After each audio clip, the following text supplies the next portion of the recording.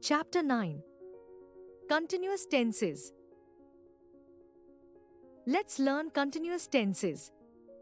Continuous tense tells us about an action that is done in continuation in present, past, or future.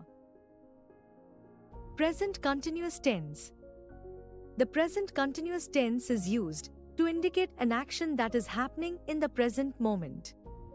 For example, please be quiet. The children are sleeping. To indicate an action that may have started some time ago but is still continuing. For example, he is learning French. To talk about an action that is going to happen in the near future. For example, what are you doing next week? To talk about an action which happens repeatedly. For example, they are always fighting. Formation of sentences in present continuous tense. To make a positive sentence, we add the helping verbs is, am or are and the ing form of the main verb. For example, Karan is washing his car. To make a negative sentence, we add not after is, am or are plus present participle form of the main verb. For example, they are not leaving the town until next month.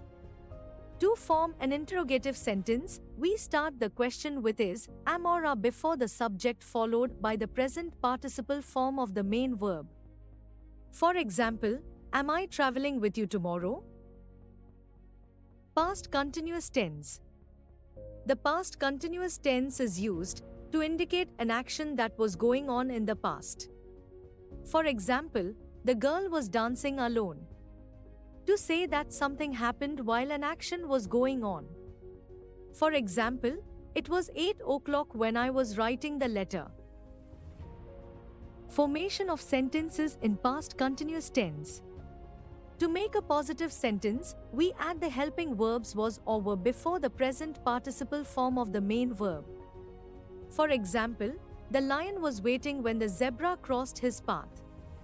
To make a negative sentence, we add was not or were not before the present participle form of the main verb.